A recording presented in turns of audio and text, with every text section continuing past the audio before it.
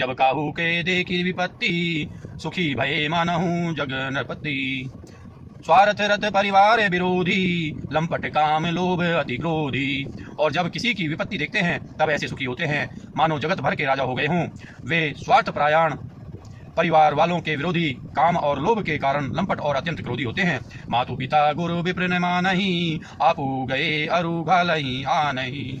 करहि मोह बस द्रोह परावा, संत संग हरि कथा निभावा। वे माता पिता गुरु और ब्राह्मण किसी को नहीं मानते, आप तो नष्ट हुए ही रहते हैं, साथ ही अपने संग से दूसरों को भी नष्ट करते हैं। मोह बस दूसरों से द्रोह करते हैं, उन्हें न संतों का संग अच्छा लगता है न भगवान की कथा ही सुहाती है। अवगुण सिंधु मंद मति कामी, वेद विदूषक पर धन स्वामी। विप्रद्रोह पर द्रोह विशेषा, दंभ कपट जिये धरे सुबेसा। वे गुणों के समुद्र, मंदबुद्धि, कामी, रागयुक्त, वेदों के निंदक और जबरदस्ती पराये धन की स्वामी लूटने वाले होते हैं। वे दूसरों से द्रोह तो करते ही हैं, परंतु ब्राह्मण द्रोह विशेषता से करते हैं। उनके हृदय में दंभ और कपट भरा रहता है, परंतु वे ऊपर से सुंदर वेश धारण किए रहते हैं। ऐसे अधम मनुज खल, कृतयुग त्रेता नाही। द्वापर कछुक वृंद बहु, होए ही कलियुग माही।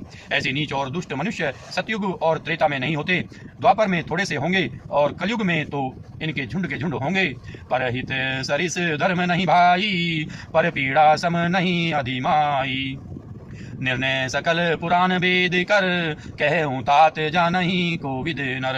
हे भाई, दूसरों की भलाई के समान कोई धर्म नहीं है और दूसरों के दुख पहुँचाने के समान कोई निष्ठा पाप नहीं है। हे तात, समस्त पुराणों और वेदों का यह निर्णय निश्चित सिद्धांत मैंने तुमसे कहा है। इस बात को पंडित लोग जानते हैं।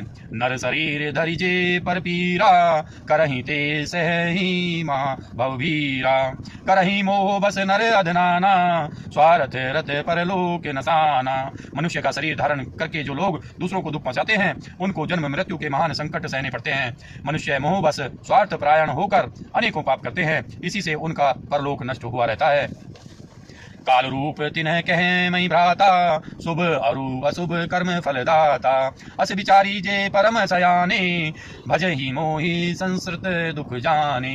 हे भाई, मैं उनके लिए काल रूप भयंकर हूँ और उनके अच्छे और बुरे कर्मों का यथा योग्य फल देने वाला हूँ। ऐसा विचार कर जो लोग परम चतुर हैं, वे संसार के प्रवाह को दुख रूप जानकर मुझे ही बसते हैं। त्यागहि कर्म शुभाशुभदायक, भजहि मोहि सुर नर मुनि नायक। संत असंत नह के गुण भासे, तेन परहि भव जिन्ह लकी राखे। इसी से वे शुभ और अशुभ फल देने वाले कर्मों को त्याग कर देवता, मनुष्य और मुनियों का नायक मुझको बसते हैं। इस प्रकार मैंने संतों और असंतों गुण कहे हैं। जिन लोगों ने इन गुणों को समझ रखा है, वे जन्म मरण के चक्कर में नहीं पड़ते। सुनहु तात माया कृत, गुण अरु दोष अनेक। गुण यह उभउ न देखहि, देखिए सो अविवेक। हे तात सुनो, माया से रचे हुए अनेक सब गुण और दोष हैं, उनकी कोई वास्तविक सत्ता नहीं है। गुण विवेक इसी में है कि दोनों ही न देखे जाएं, इन्हें देखना ही अविवेक है। श्रीमुख वचन सुनत सब भाई, हरि से प्रेम न हृदय में समाई। करहि विनय अति बारहि बारा, हनुमान ही है हर्ष अपारा। भगवान के श्रीमुख से ये वचन सुनकर सब भाई हर्षित हो गए। प्रेम उनके हृदय में समाता नहीं, वे बार बार बड़ी विनती करते हैं। विशेषकर हनुमान जी के हृदय में अपार हर्ष है। पुनि रघुपति निज मंदिर गए, तेहि विधि चरित करत निज नित नए। बार बार नारद मुनि आवहि, चरित पुनीत राम के गावहि। तदंतर श्री रामचंद्र जी अपने महल को गए। इस प्रकार वे नित्य नई लीला करते हैं। नारद मुनि अयोध्या में बार बार आते हैं और आकर श्री राम जी के पवित्र चरित्र गाते हैं। नित्य नव चरित्र देखी मुनि जाहि, ब्रह्मलोक सब कथा कहाहि। सुनी विरंची अतिशय सुख मानहि, पुनि पुनि तात करहु गुण गानहि। मुनि यहाँ से नित्य नए नए चरित्र देख कर जाते हैं और ब्रह्मलोक में जाकर सब कथा कहते हैं। ब्रह्मा जी सुनकर अत्यंत सुख मानते हैं और कहते हैं, हे तात, बार बार श्री राम जी के गुणों का गान करो। सनकादिक नारद ही सराहि, यद्यपि ब्रह्म निरत मुनि आई। सुनी गुण गान समाधि विसारी, सादर सुनहि परम अधिकारी। सनकादि मुनि की सराहना करते हैं। यद्यपि वे सनकादि मुनि ब्रह्मनिष्ठ हैं, परंतु श्री राम जी का गुणगान सुनकर वे भी अपनी ब्रह्म समाधि को भूल जाते हैं और आदर पूर्वक उसे सुनते हैं। वे राम कथा सुनने के श्रेष्ठ अधिकारी हैं। जीवन मुक्त ब्रह्म पर चरित्र सुनहि तजी ध्यान, जे हरि कथा न करहि रति तिन्ह के हिय पासान। संकादी मुनि जैसे जीवन मुक्त और ब्रह्मनिष्ठ पुरुष भी ध्यान ब्रह्म समाधि छोड़कर श्री राम जी के चरित्र सुनते हैं। यह जानकर भी जो श्री हरि की कथा में प्रेम नहीं करते, उनके हृदय सचमुच ही पत्थर के समान हैं।